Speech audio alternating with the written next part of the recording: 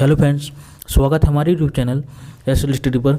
Madhya Pradesh daily current affairs में आज चर्चा करेंगे 23 दिसंबर करंट अफेयर्स की। दोस्तों, वीडियो के अंत तक बन रही है। क्वेश्चन आपकी व्यापम की सभी एग्जाम के लिए वेरी मोस्ट इंपॉर्टेंट होने वाले हैं।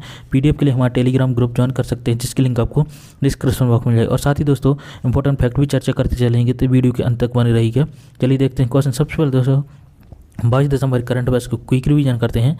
क्वेश्चन है, हाल ही में भारत सरकार के नागरिक उड्डयन मंत्रालय ने मध्य प्रदेश के किस जिले में राष्ट्रीय स्तर के एयरपोर्ट की सैद्धांतिक मंजूरी दी है?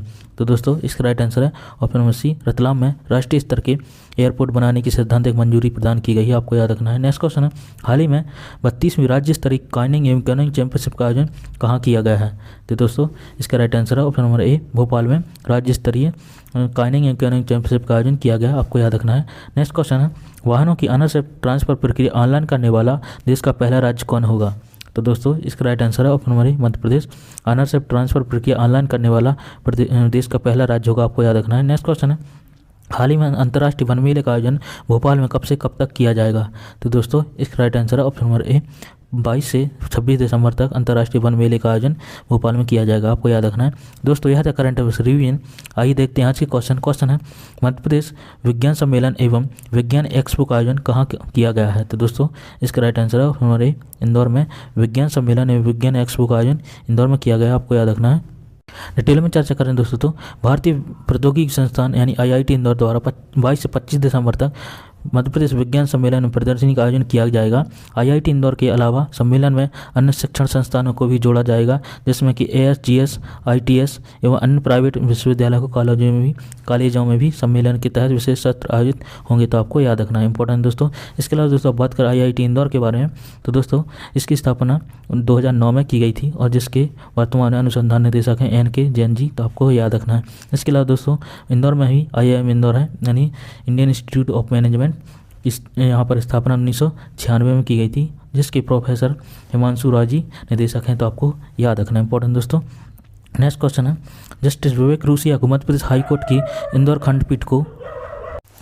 खंडपीठ से प्रशासनिक जज बनाया गया है। इंदौर खंडपीठ की स्थापना कब की गई थी? तो दोस्तों इसका राइट आंसर है ऑप्शन नंबर बी, 1968 में इंदौर खंडपीठ की स्थापना की गई थी। इसके साथ ही ग्वालियर खंडपीठ की स्थापना भी की गई थी। आपको याद रखना दोस्तों। इसके अलावा दोस्तों मध्य प्रदेश के लोकायुक्त एन.के. गुप्ता जी हैं, जिनके द्वारा लिखी पुस्तक नियमानुकूलन का निर्णय का विमोचन अपने वर्तमान मुख्य न्यायाधीश हैं रवि विजय कुमार मलिमथ जी द्वारा इसका विमोचन किया गया। तो आपको ये पुस्तक के बारे में भी याद रखना है। दोस्तों डिटेल में चर्चा करें तो मध्य प्रदेश हाईकोर्ट की इंदौर खंडपीठ में जस्टिस विवेक रूसिया को प्रशासनिक जस्टिस बना दिया गया है। इससे लेकर एक आदेश जारी किया है, जिसमें लिखा है कि भारत के संविधान के अनुच्छेद 229 के तहत प्रदत्त शक्तियों का प्रयोग करते हुए पिछले सभी आदेशों के अधिक्रमण में माननीय न्यायमूर्ति विवेक रूसिया जी को इंदौर खंडपीठ का प्रशासनिक न्यायाधीश 20 दिसंबर 2021 से प्रभावी रूप से नियुक्त किया गया था। आपको इंपॉर्टेंट दोस्तों याद रखना है। हम बात करें दोस्तों मध्य प्रदेश के हाईकोर्ट के बारे में, तो इसकी स्थापना 1956 में की गई थी, जिसका मुख्यालय जबलपुर में है। तो आपको याद रखना है। इसके दोस्तों 2 खंडपीठ हैं, इंदौर और ग्वालियर, जो कि 1968 में इन्हें बनाया गया था। तो आपको याद रखना है। और इसके अलावा दोस्तों 1935 से 1956 तक जबलपुर नागपुर में स्थित था। आपको याद रखना है। और इसकी 2 खंडपीठ इंदौर ग्वालियर में स्थित था। आपको याद रखना है। और दोस्तों हम डिटेल में चर्चा करें तो राज्य पुनर्गठन अधिनियम 1956 की धारा 51 की उपधारा 2 द्वारा प्रदत्त शक्तियों के प्रयोग से 28 नवंबर 1968 को जारी राष्ट्रपति अधिसूचना द्वारा इंदौर तथा ग्वालियर में मध्य प्रदेश उच्च न्यायालय की स्थायी पीठों की स्थापना की गई थी। तो आपको याद रखना है।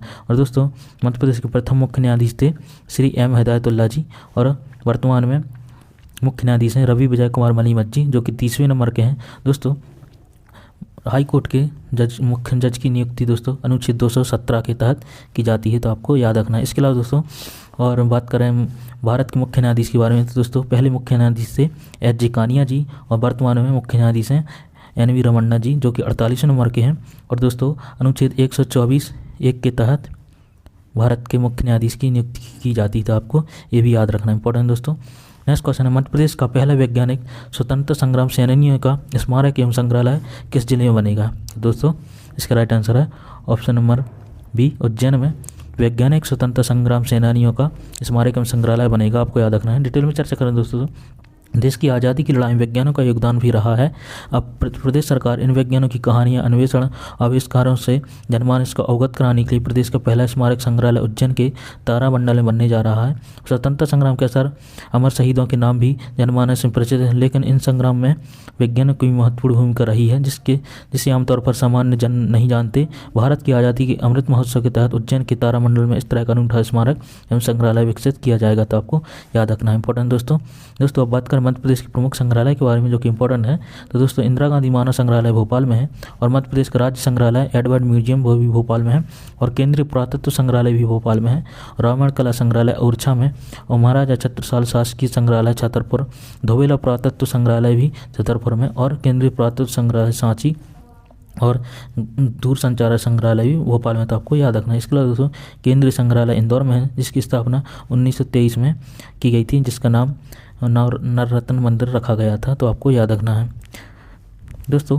कल आपसे नेक्स्ट क्वेश्चन है, मध्य प्रदेश प्रदूषण नियंत्रण बोर्ड द्वारा विवाद में विश्वास योजना कब तक लागू की जाएगी?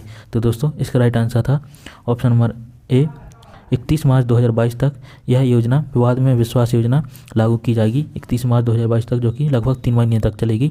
डिटेल में चर्चा करें दोस्तों। पर्यावरण विभाग के प्रमुख सचिव मध्य प्रदेश प्रदूषण नियंत्रण बोर्ड अध्यक्ष अनिरुद्ध मुखर्जी ने सर्वसम्मति की संचालित उद्योग 1 जनवरी 2022 से प्रारंभ होने जा रही है विवाद में विश्वास योजना के अंतर्गत उद्योग संचालन की सर्वसम्मति प्राप्त कर सकेंगे। यह योजना 31 मार्च 2022 तक लागू रहेगी।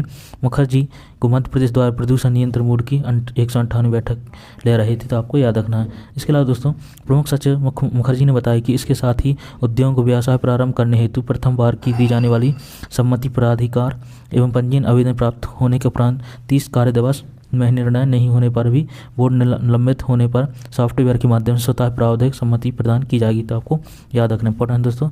इसके अलावा दोस्तों मध्य प्रदेश के प्रदूषण निवारण के उद्देश्य से जल प्रदूषण निवारण एवं नियंत्रण अधिनियम 1974 के अंतर्गत 23 सितंबर 1976 को मध्य प्रदेश राज्य जल प्रदूषण निवारण एवं नियंत्रण बोर्ड का गठन किया गया था। आपको याद रखना इंपॉर्टेंट दोस्तों कल आपसे क्वेश्चन पूछा था, वाहनों की अनावश्यक ट्रांसफर प्रक्रिया ऑनलाइन करने वाला देश का पहला राज्य कौन होगा? तो दोस्तों इसका राइट आंसर था option number A, Madhya Pradesh.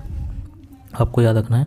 आज के लिए अगली क्वेश्चन है, मध्य प्रदेश का पहला वैज्ञानिक स्वतंत्र संग्राम सेनानियों का स्मारक और संग्रहालय किस जिले में बनेगा? तो दोस्तों इसका राइट आंसर आपको कमेंट बॉक्स में देना है। दोस्तों यह था हमारा करंट अफेयर्स का वीडियो। आपको कैसा लगा कमेंट करके जरूर बताइएगा। ऐसे इंपॉर्टेंट करंट अफेयर्स के हमारे चैनल को सब्सक्राइब कर लें, वीडियो को लाइक जरूर करें दोस्तों, अपने दोस्तों के साथ शेयर जरूर करते रहें। चलिए मिलते हैं नेक्स्ट वीडियो में ऐसे इंपॉर्टेंट करंट अफेयर्स के साथ। Thanks for watching. Vande Mataram.